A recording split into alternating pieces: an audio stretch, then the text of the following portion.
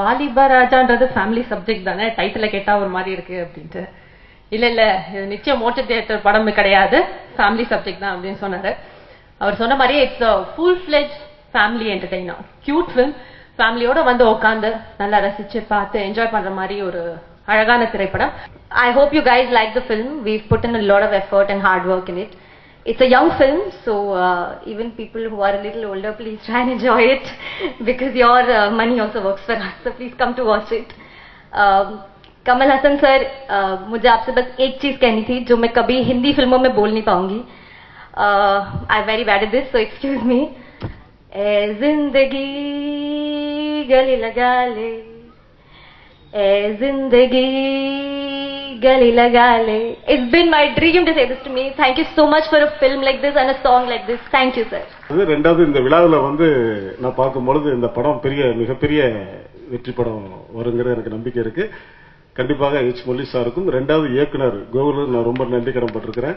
தொடர்ச்சியா என்ன கால் மேல் கால் போட்டு நீங்க வாங்க வாங்க வாங்கன்னு என்ன வர வைத்திருக்கிறாரு. அவருக்கு என்னுடைய நன்றியை சொல்லி இந்த படம் மிகப்பெரிய வெற்றி படம் வரும் சொல்லி மற்றும் கே ராஜன் அவர்களுக்கும் மற்றும் இந்த விழா மேடையில் அமர்ந்திருக்கும் அனைத்து பெரியவர்களுக்கும் நண்பர்களுக்கும் அன்பர்களுக்கும் நெஞ்சார மனதார வாழ்த்துக்களை சொல்லி விடைபெறுகிறேன். நன்றி நன்றி. I'm very happy to be working with the team all over again. There's always a great camaraderie when you repeat the team members. And I'm very happy that Gokul thought of casting me in this new role that you'll be seeing me in. And I really want to thank H. Murali sir for repeating me.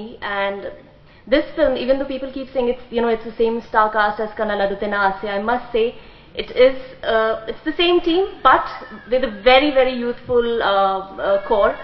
And I think you'll see our hero Sedu in an absolute new avatar.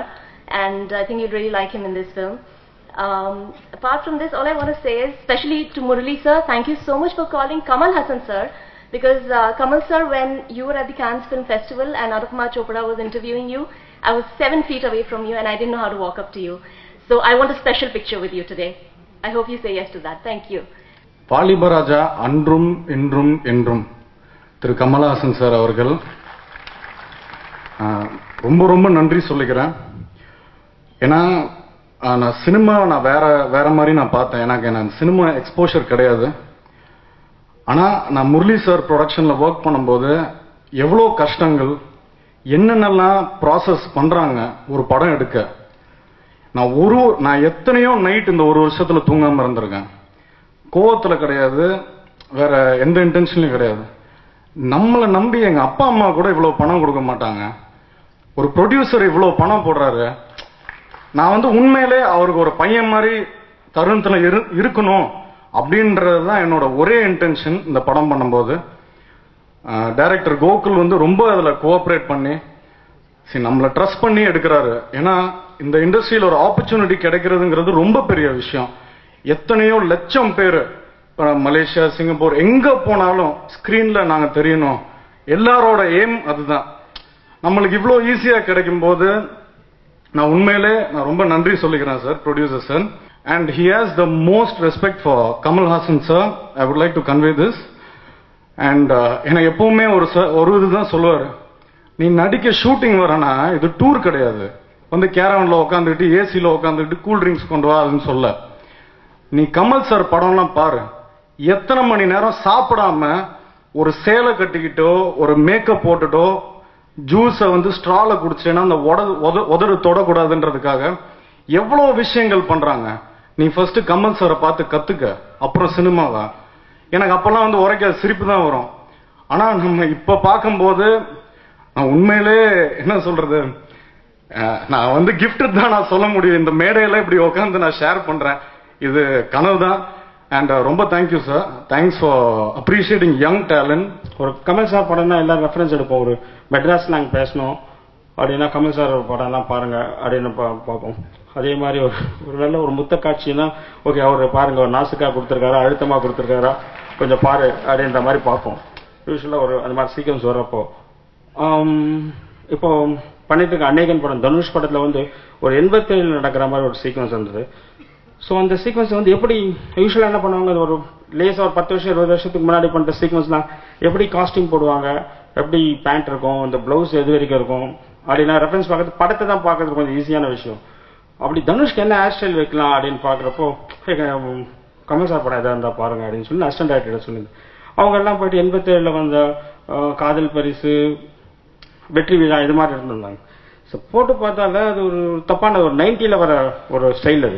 அது யூஸ்வலாக பார்த்தீங்கன்னா அவர் மற்ற ஒரு TDS அது மாதிரி ஆவிட first பண்ணாரு, மற்ற digital cinema TDS எல்லாத்துலேயுமே அவர் தான் முன்னணியில் போய் எல்லாம் பண்ணாருன்றது மட்டும் இல்லை, ஹேர் ஸ்டைலில் கூட அவர் தான் முதல்ல இருப்பார். 90ல் வர வேண்டிய விஷயத்தை 87லே பண்ணிட்டார். அதனால நான் என்ன சொன்னேன், பின்னாடி போய் ஒரு 82ல் வந்த படம் எதா இருக்கும், டிக் டிக் டிக் இருக்கும், வேற ஏதாவது படம் இருக்கும், அப்போ வந்த படத்தை அதுலேருந்து ரெஃபரன்ஸ் எடுங்க அப்படின்னு சொல்லி அனுப்பிச்சிருந்தேன். ஸோ அந்த மாதிரி ஒரு பெரிய அச்சீவர் அவர் தலைமையில் இந்த நிகழ்ச்சி நடக்கிறதுல இந்த படக்குழுவினர் ரொம்ப அதிர்ஷ்டம் பண்ணியிருக்கணும். இளைஞர்களின் ஒரு முயற்சியை பாராட்டாதவர்கள் யாரும் பிற்பாடு பெயர் பெற்றவர்களாக இருக்க முடியாது என்பது என்னுடைய கருத்து. அதற்கு முன்னுதாரணமாகவே என்னுடைய வாத்தியார் திரு கேபி அவர்களை சொல்லலாம். இன்று வரை அவரும் ஒரு வாலிபராஜா தான். என்னுடைய உத்தம வில்லன்ல கூட ஆக்ட் பண்ணிட்டு இருக்காரு அவரு.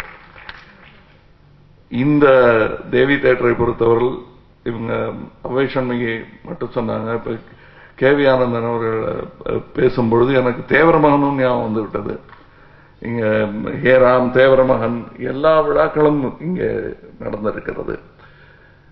இதுல கேவி ஆனந்த் அவர்கள் அபூர்வ சகோதரர்களை பற்றி, குருதி புன்னலை பற்றி எல்லாம் பேசினார்கள். இதெல்லாம் ஒரு குடும்பம் என்பதற்கு இது ஒரு சான்று. இதுல நாங்களாம் கமலஹாசன் ஸ்கூல், நான் ஸ்கூலுக்கே போகாதவன் ஸ்கூல்னு சொல்லிக்கிறது உங்களுக்கு என்ன தெரியும் எனக்கு தெரியல. நான்லாம் என் கூட வேலை செய்யும் டெக்னீஷியனிடம் இருந்துதான் கற்றுக்கொண்டேன். வயது வித்தியாசம் எல்லாம் நான் பார்த்ததே கிடையாது. என்னை விட சிறியவர்கள். இன்று எனக்கு ஒரு செய்தி சொல்ல வேண்டும் என்றால், உதாரணத்திற்கு தசாவதாரத்தில் அந்த பிளெச்சர் வேஷம் செய்யும் பொழுது அப்பதான் 2 வருஷம் அமெரிக்காவில் இருந்து விட்டு வந்திருந்தார் என் மகள் ஸ்ருதி. அவர் தான் எனக்கு வாத்தியார் அந்த அமெரிக்கன் ஆக்சென்ட்டுக்கு. ஸோ எனக்கு வயசெல்லாம் பார்க்க மாட்டேன், என் வேலை நடக்கணும், அது யார் கற்றுக் கொடுத்தாலும் கற்றுக்குவேன் நான். இங்கே இந்த படத்தில் நடித்த ஹீரோ அவர்கள் டாக்டர் அப்படின்னு சொன்னாங்க. நாங்கெல்லாம் படிக்காம நடிக்க டாக்டர் ஆனோம். அவர் டாக்டரா பட்டம் வாங்கிட்டு நடிக்க வந்திருக்காரு. அவர் இந்த திரையுலகை பார்த்து வியப்பது எனக்கு புரிகிறது. எனக்கு இன்னும் அந்த வியப்பு அடங்கவில்லை சேத்துவர்களே. நான் இன்னமும் அதே வியப்போடு தான் பார்த்து கொண்டிருக்கிறேன் இந்த இண்டஸ்ட்ரியை. எத்தனை பேர் உழைக்கிறார்கள், எத்தனை திறமையாளர்கள் காணாமல் போகிறார்கள். என்னை விட திறமையாளர்கள், என்னளவு திறமை உள்ளவர்கள், என்னை விட திறமை உள்ளவர்கள் என்று நான் பார்த்து வியந்து பொறாமைப்பட்டவர்கள் எல்லாம் காணாமலே போயிருக்கிறார்கள். எந்த சீட்டு குலுக்கி போட்டு நான் வந்தேன் என்று நானும் யோசித்துக் கொண்டிருக்கிறேன். இயக்குனர் உள்பட சொல்லுகிறேன், ஏதாவது ஒரு காலத்தில் ஒரு சந்தேகமோ தடுமாற்றமோ ஏற்பட்டால் கவலைப்படாதீர்கள். இந்த மாதிரி ஒரு இண்டஸ்ட்ரி கிடையவே கிடையாது. தோற்று போனவர்கள் இருக்கலாம், அவர்களை ஏன் உதாரணமாக எடுத்துக்கொள்கிறீர்கள்? ஜெயித்தவர்கள் நிறைய பேர் இருக்கிறார்கள்.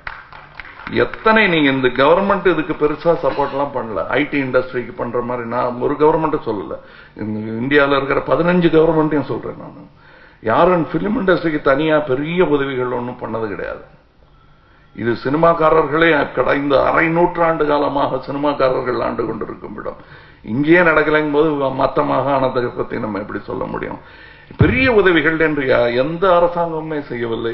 இருந்தாலும் தடைபடாமல் எந்த வட்டிக்கு, எந்த கணக்கில் வட்டிக்கு பணம் வாங்கினாலும் படம் நடந்து கொண்டிருக்கிறது, தொழில் நடந்து கொண்டிருக்கிறது, நட்சத்திரங்கள் இருக்கிறார்கள், தயாரிப்பாளர்கள் இருக்கிறார்கள், தோற்றம் போகிறார்கள். இது ஒரு பிரமாதமான இண்டஸ்ட்ரி. இந்த மாதிரி ஒரு இண்டஸ்ட்ரியில் நான் என்னை அறியாமல் விழுந்ததற்கு என்றென்றும் நன்றி சொல்லிக் கொண்டிருக்கிறேன். அதன் அடையாளமாகத்தான் இங்கே நல்ல விஷயங்கள் நடக்கும்போது நிற்க வேண்டிய கடமை இருக்கிறது. உறவுக்காரர்களின் வீட்டு கல்யாணம் போல் எனக்கு தோன்றுகிறது.